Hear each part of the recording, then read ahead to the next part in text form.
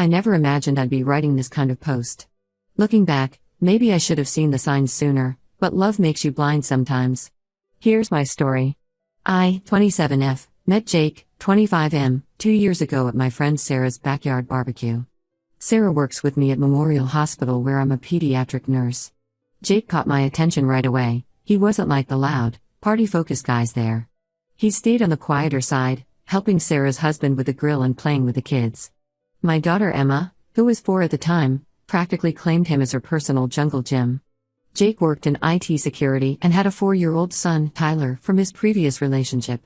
We bonded over single parenthood struggles and our shared love of true crime documentaries. Our first date was actually watching Netflix with our kids having a play date. It felt perfect, natural. The first year was amazing. Jake was attentive, thoughtful, and so good with Emma. He'd bring her little gifts, help her with homework, and never tried to replace her dad's role in her life. My ex Mark and I share custody of Emma, and Jake respected those boundaries completely. Or so I thought. We decided not to move in together because we wanted to take things slow for the kids.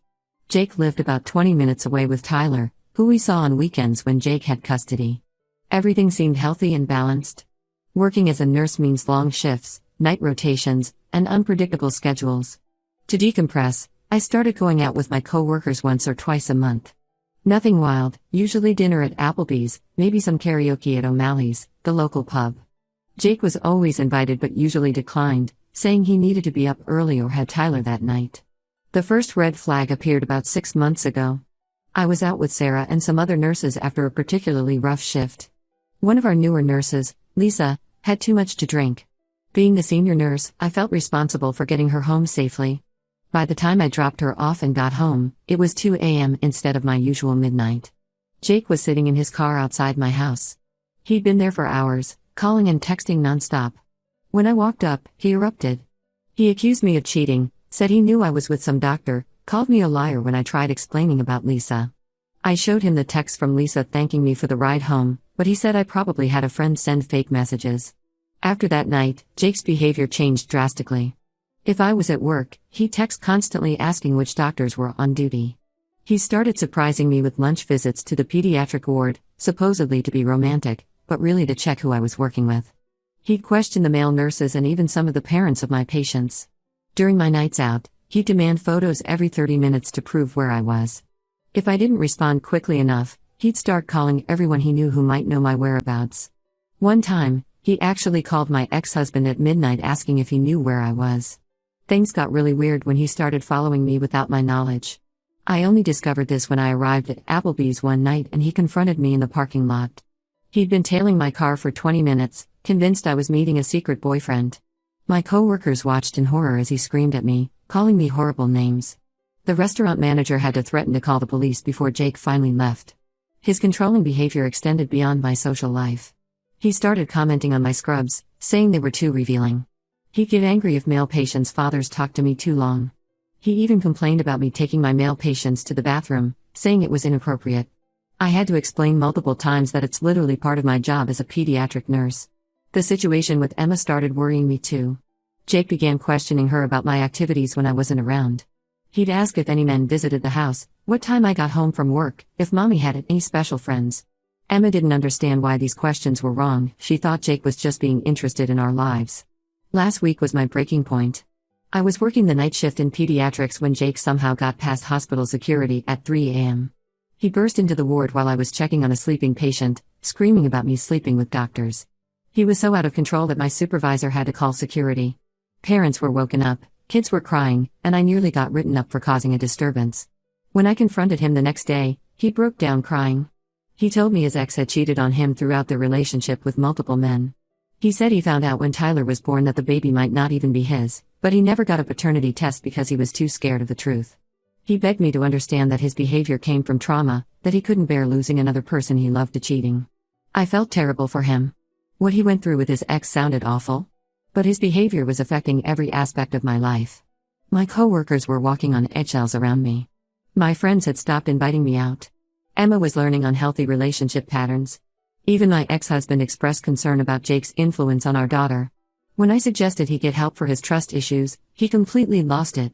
He accused me of calling him crazy and manipulative. Then came the ultimatum: Either I quit working night shifts and stopped going out with friends, or our relationship was over. Now I'm torn. I care about Jake, and Emma adores him and Tyler. Breaking up means hurting both kids. But I can't live like this anymore, constantly defending my every move, afraid to check my phone, watching my daughter learn that this kind of controlling behavior is normal in relationships. My friends say I need to end it before his behavior escalates further.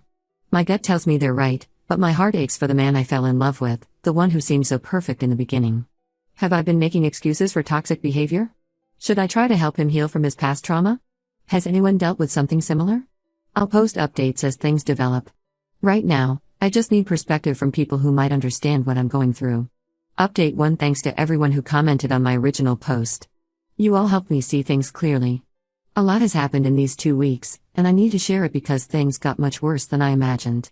After reading the comments, I decided to stand firm about my job and friendships. I met Jake at a local coffee shop to avoid any scenes. I told him I wouldn't quit my job or stop seeing my friends, but offered to work on trust issues together. He surprised me by staying calm.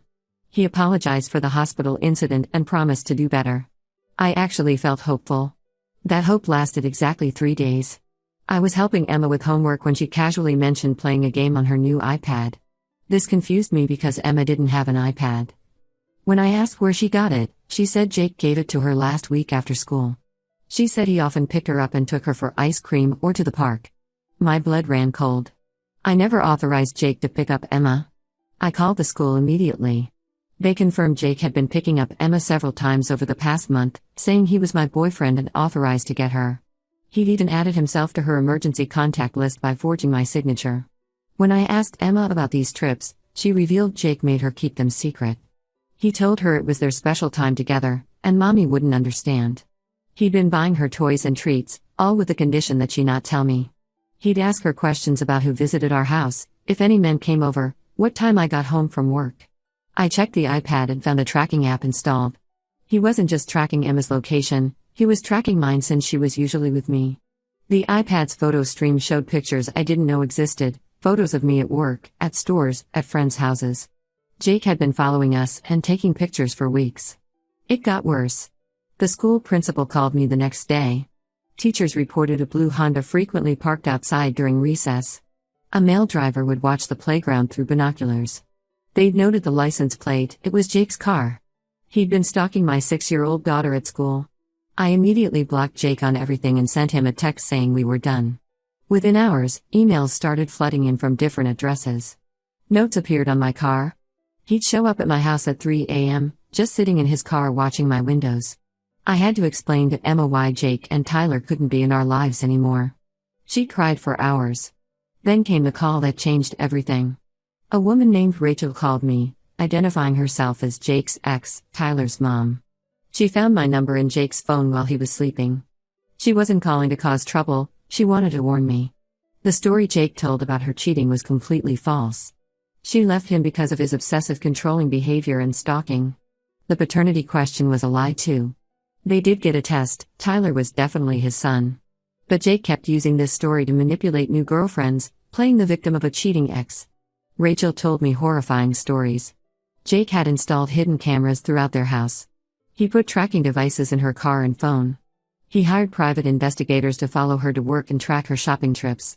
His obsession got so bad he lost his IT security job because he spent more time monitoring her than working. The final straw for Rachel came when she discovered Jake had been manipulating Tyler, then 3, into spying on her. He'd ask Tyler about Mommy's friends, if any men visited, what time she got home. Just like he did with Emma. Rachel got a restraining order, which Jake violated multiple times. She had to move 3 times to escape him. I spent the next few days in a panic. I documented everything and filed for a restraining order. I called Emma's school and removed Jake from all contact lists, showing them photos so security would know to keep him away. I changed our locks, installed security cameras, and informed my apartment complex about the situation.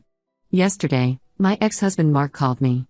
Jake had contacted him with evidence that I was an unfit mother. He sent Mark doctored photos suggesting I brought men home while Emma was there, fake texts about me drinking heavily, and made up stories about me leaving Emma alone at night. He urged Mark to file for full custody. Thankfully, Mark and I have maintained a good co-parenting relationship. He saw through Jake's manipulation immediately and forwarded me all the messages. We're documenting everything for the restraining order case. The scariest part? Rachel wasn't Jake's first victim. She knew of at least 2 other women before her who experienced the same pattern. Jake would date single moms, charm them and their kids, then slowly isolate them through manipulation and fear. When they tried to leave, he'd threaten their custody of their children. Emma's in therapy now. The therapist says she's confused and hurt, especially about Tyler. She doesn't understand why she can't see her friend anymore. She's also struggling with guilt about keeping Jake's secrets, even though we've explained that none of this is her fault. I feel like such an idiot for not seeing the signs earlier. Everyone who commented about red flags was right. I'm sharing this update because I want other single parents to know that someone using your kids to spy on you is never okay. Trust your instincts. Don't ignore the red flags like I did. I'll update again if anything major happens. Right now, I'm focused on protecting Emma and getting that restraining order. The police are finally taking this seriously after seeing the evidence and hearing from his other victims. Update 2: The situation has gotten worse in ways I never imagined possible. What I discovered in the past few weeks has left me questioning everything about the past 2 years. Remember how I mentioned Jake contacted my daughter's father? That was just the tip of the iceberg. The police investigation revealed Jake had been building an extensive case against me for months. He had folders on his laptop filled with photos of me at work, screenshots of my social media, and detailed logs of my daily activities. He'd edited some photos to make it look like I was getting too close to male co-workers or drinking at work. Sarah, my closest friend at work, finally broke down and told me everything last week. Jake had created a group chat with most of my co-workers months ago. He posed as a concerned boyfriend worried about my drinking problem and inappropriate behavior with male staff and patients' fathers. He sent them edited screenshots of texts where I supposedly admitted to sleeping with doctors. He even created fake email addresses pretending to be concerned patients' parents complaining about my behavior.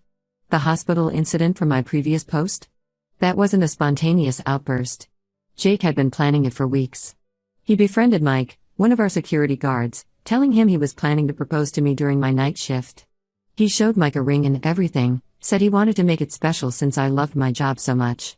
Mike, thinking he was helping with a romantic surprise, let Jake in that night. Mike lost his job because of this. He came to apologize to me yesterday, showing me all the messages where Jake manipulated him. Things at work got really bad. My supervisor called me in for a meeting. Jake had been sending anonymous emails to hospital administration for months. He claimed I was stealing medications from the pediatric ward and drinking during shifts. He sent them edited photos of me looking disoriented at work. I was actually just exhausted from double shifts, and fake witness statements from non-existent staff members. The hospital had to do a full investigation. They checked security footage, counted medications, interviewed my coworkers. I was cleared of all accusations, but some people still look at me differently. There are whispers in the break room. Some parents have requested different nurses for their kids. Then I discovered this wasn't his first time doing this. Through the police investigation, I learned about his pattern. Before me, there was Rachel, his son's mom. Before her, there was Amanda, a kindergarten teacher. Before Amanda, there was Kelly, a daycare worker. All single moms. All worked with kids. All had their careers nearly destroyed by Jake's accusations. Amanda had to leave her teaching job because Jake spread rumors that she was inappropriate with male students. Kelly's daycare shut down after Jake sent anonymous tips to state inspectors about alleged negligence. Rachel nearly lost her nursing license when Jake accused her of stealing drugs, just like he did with me. The police found notebooks in his apartment detailing his investigations of all of us. He had surveillance photos, work schedules, lists of co-workers he could manipulate, planned accusations for each victim.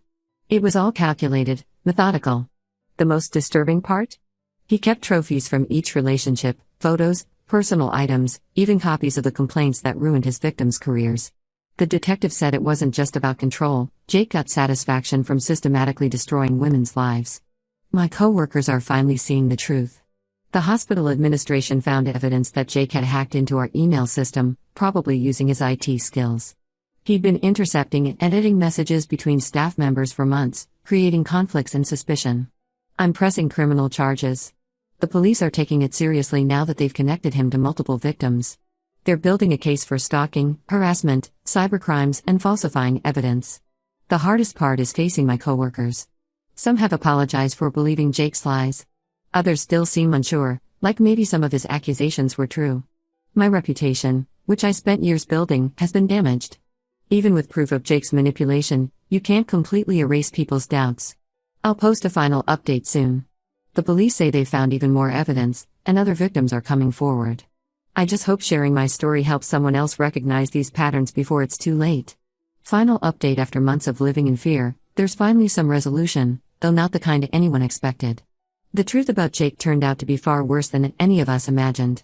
Jake was arrested last week, but not because of my case. The police investigation uncovered a pattern of stalking multiple women simultaneously. While he was dating me, he had ongoing relationships with 3 other single mothers in nearby cities. Each of us thought we were in an exclusive relationship. Each of us went through the same nightmare: the fake cheating ex story, using our kids to spy, the isolation tactics, the workplace harassment. During the raid on his apartment, police found dozens of notebooks documenting our daily routines. He had detailed schedules of our work shifts, our kids' school times, even when we did laundry or went grocery shopping. They found folders of manipulated photos, stolen work badges from various hospitals and schools, and recordings of phone conversations he'd secretly taped. The most disturbing discovery was in my house. Remember all those times Jake offered to help with home repairs? He installed hidden cameras throughout my home, in the living room, kitchen, even my bedroom. The police found 7 cameras total. The thought of him watching me and Emma for months makes me physically sick. I had to throw out my bedroom furniture because I couldn't stop thinking about being watched. The truth about Tyler broke my heart. Jake's ex revealed that he hasn't actually seen his son in over a year. All those weekend visits he claimed to have? Lies. The photos he showed us of him and Tyler at the park or playing baseball? Old pictures from when Tyler was younger. He used his son's existence to appear more trustworthy to single moms. My workplace situation is slowly improving. After Jake's arrest made the news, the hospital administration issued a formal apology. They're implementing new security measures to prevent similar situations. Most of my coworkers have apologized, especially after learning about his other victims. Mike, the security guard who lost his job, was offered his position back with back pay. The legal case against Jake is massive. He's facing multiple charges of stalking, harassment, illegal surveillance, cybercrime, and fraud. His lawyer tried to make a deal: he'd leave all his victims alone if we dropped charges. None of us agreed. The prosecutor says with the evidence they have, Jake's looking at significant prison time. Emma and I are moving next week. I can't stay in a house where we were secretly watched. She's still in counseling, learning about appropriate boundaries and trust. Sometimes she asks about Tyler, and it breaks my heart to explain that their friendship was built on Jake's lies. The other victims and I have formed a support group. There's something healing about connecting with women who understand exactly what you went through. One of them, a psychologist, said Jake shows classic signs of being a predatory narcissist who specifically targets single mothers because we're more vulnerable and our kids give him extra leverage for control. I've learned hard lessons about trust and red flags. When someone uses your kids to spy on you, when they try to isolate you from friends and family, when they show up uninvited to your workplace, these aren't signs of love or concern. They're signs of dangerous obsession. For now, I'm focusing on healing. No dating for at least a year. Emma and I are rebuilding our life, making new memories in our new home. My friends have been amazing, helping with the move and making sure we're never alone if we don't want to be. Some wounds take time to heal. Right now, that's exactly what Emma and I are giving ourselves: time. Time to feel safe again, time to trust again, time to remember who we were before Jake came into our lives. This will be my last update. Thank you all for your support throughout this nightmare. If my story helps even one person recognize these warning signs sooner, then sharing it was worth it.